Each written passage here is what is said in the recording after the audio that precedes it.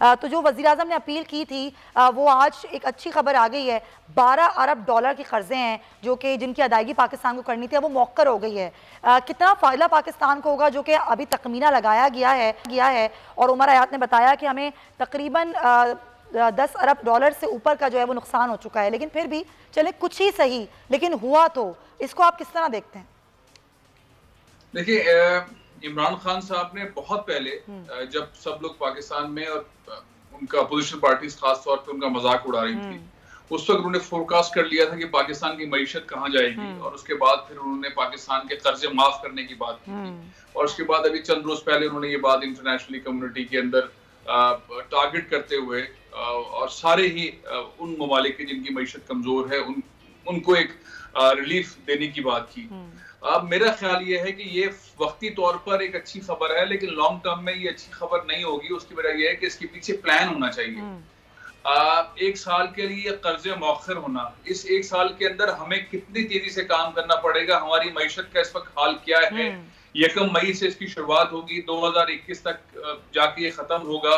अभी हम IMF के उस प्रोग्राम से किसी हद तक बाहर आ गए, जिसके बाद पाकिस्तान में 2-3 बहुत बड़े फैसले हुए हैं।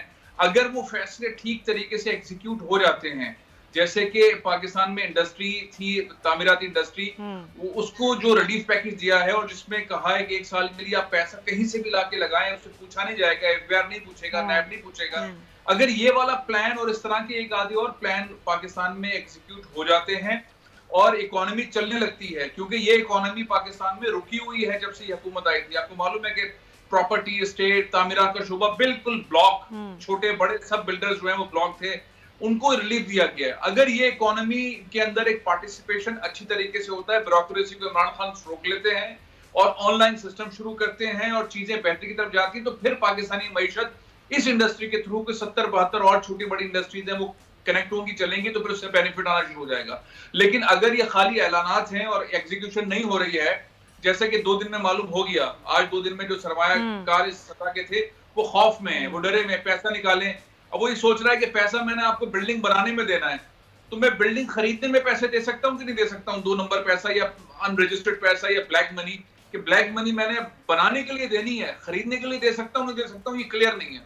लेकिन अगर उसको ये भी मालूम हो कि आप जो चाहे खरीदे, आपसे नहीं पूछा जाएगा 1 साल तक, तो फिर इकोनॉमी और बढ़ेगी और ब्यूरोक्रेसी भी इसके अंदर जो है वो उस तरह से, जो इमरान खान जिस तरह से बात ये कह जो रहे आपने हैं। मोटी-मोटी बातें की हैं, ये बड़ी पॉइंटर्स उठाए हैं। इन्हीं चीज़ों को आगे लेके बढ़ेंगे। मुज़म्मिल असलम साहब हमारे साथ मौजूद हैं, उनसे ज़रा बात करते हैं, इकोनॉमिस्ट हैं।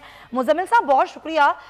कितना हौसला अफ़ज़ा है ये खबर कि अब ये जो 12 अरब डॉलर की अदायगी पाकिस्तान को करनी थी, उसको मौखिर किया गया है 1 साल तक। 1 मई से इसका इतलाक़ होगा और फिर जो IMF 1.4 अरब डॉलर की मंजूरी आज देने जा रहा है। ये कितनी हौसला अफ़ज़ा खबरें हैं, इनको हम कितना अच्छी तरीके से लें या फिर हमें अपनी कोई प्लानिंग अच्छी तरीके से करने की ज़रूरत है? आप क्या कहेंगे? देखिए, मेरे हिसाब से तो 1 साल का वक्त इतना ज़्यादा नहीं होता, और ये जो अगर 1 साल में मौखर हुई हैं तो ये फिर हमें अगले साल से इसकी अदायगियाँ शुरू करनी पड़ेंगी, और जो अगले साल के हमारा कर्ज है उसके साथ ये जमा हो जाएगा।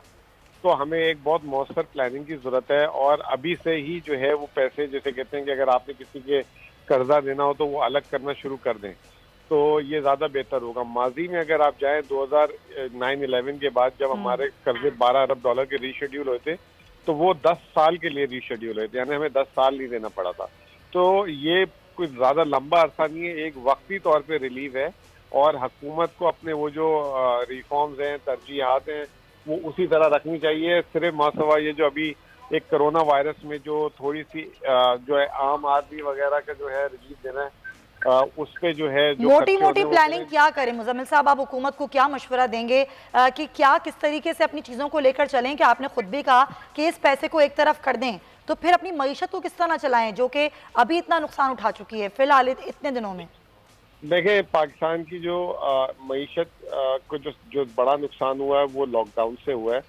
अगर उसके बरक्स देखा जाए तो आलमी मार्केट में जिस तरीके से चीज़ों की कीमतें टूटी हैं, जिस तरीके से तेल की कीमत टूटी है और खुर्दोनश अशिया की चीज़ें टूटी हैं, तो उससे पाकिस्तान की मईशत को एक बहुत बड़ा रिलीफ भी मिल रहा है। अब हमें जो है, माजी में हमें इस तरह के चांस माजी में भी मिलते रहते थे, लेकिन हमने देखा कि जब हमें कहीं से सरमाया मिला तो हमने अपनी तरजीहात चेंज कर दी और खाने पीने पे लग गए थे। अगर हमने ये अल्लाह ने पता नहीं पाकिस्तान की किस्मत अच्छी है कि 20 साल में ये तीसरी दफा चांस मिला है, और अगर हमने अब भी जो है ना इस चांस को अवेल नहीं किया और अपनी फाइनेंशियल हेल्थ को जो है सही रास्ते पे नहीं लेकर आए, तो फिर अल्लाह ही जिसे कहते हैं पाकिस्तान का जो है हामी नासिर होगा। ये जो है अब हमें अपनी सबसे पहले तो ये कि अपनी बरामदात को जो है बढ़ाना है। उसमें सवालिया निशान ये है कि पूरी दुनिया का लॉकडाउन हो गया है, इस दौरान हम अपनी बरामदात को कैसे बढ़ाएंगे। मैं समझता हूँ कि पूरी दुनिया बंद हुई है, लेकिन पूरी दुनिया ने बंद होके भी बहुत सारी ऐसी चीजें, यही सवाल मैं आपसे करना चाह रही थी मुजम्मिल साहब, सॉरी टू इंटरप्ट यू। पूरी दुनिया ने बंद होके भी अपनी बरामदात को रोका नहीं, ये हम क्यों नहीं प्लानिंग कर सकते कि जब दुनिया तब्दील हो रही है, निज़ाम तब्दील हो रहा है, हम ऑनलाइन तरीक़ेकार पर इतना मुनज़्ज़म तरीके से क्यों इम्प्लीमेंट नहीं करवा पा रहे, या हमारे पास प्लानिंग का फुकदान है, या क्या वजह? देखिए, हमारे पास मैं समझता हूँ कि प्लानिंग का कोई फुकदान नहीं है। मैं कराची जिंदगी भर गुजारी मैंने, और जब ये लॉकडाउन हुआ तो मेरे हमेशा से ये व्यू था कि कराची में एक जंगल का कानून है, यहाँ पे पुलिस मौसर नहीं है और पुलिस के काबू में कोई चीज नहीं है। लेकिन मैंने जिस तरह देखा कि अगर वो पुलिस ने अपनी रिट को मनवाया और उन्होंने गली गली मोहल्ले मोहल्ले, चाहे वो बिल्कुल ही अंदरून शहर के अंदर हो जहाँ पे पैदल चलने की जगह, वहां तक पुलिस वालों ने अपनी इम्प्लीमेंटेशन कराई। इसी तरीके से कारखाने भी बंद कराए, दुकानें भी बंद कराई, मार्केट भी बंद कराई। तो प्लानिंग का फुकदान नहीं है, विल पावर का फुकदान है। अगर यही हम इन इंतजाम को जो है मौसर कर दें। अभी मैं 5 मिनट पहले घर आया हूँ, मैं हाइपर स्टार गया हुआ था, इन्होंने हाइपर स्टार को बंद कराया था, और आज जब बंद कराने से पहले मैं गया था तो हाइपर स्टार में ऐसे ही हर कोई घुस रहा था। आज उन्होंने 1-1 मीटर दूर सबकी लाइन लगवाई हुई थी और एक मुनज़्ज़म तरीके से काम हुआ।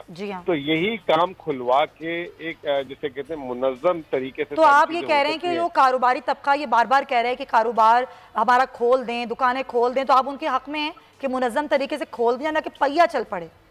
जी बिल्कुल, क्योंकि ये कोरोना वायरस कोई जो है इस चीज का नहीं बता सकता कि ये कोरोना वायरस कब तक इस पे जो है तलवार लटकती रहेगी। आज तो बल्कि हार्वर्ड स्टडीज और दूसरी इंटरनेशनली आ रही है कि 2022 तक सोशल डिस्टेंसिंग की जो है रिकमेंडेशंस आ रही है। तो अब हमें सोशल डिस्टेंसिंग की आदत डालनी पड़ेगी, अपने आप को खुद जिसे कहते हैं ना कि तहफ़्फ़ुज़ देना होगा।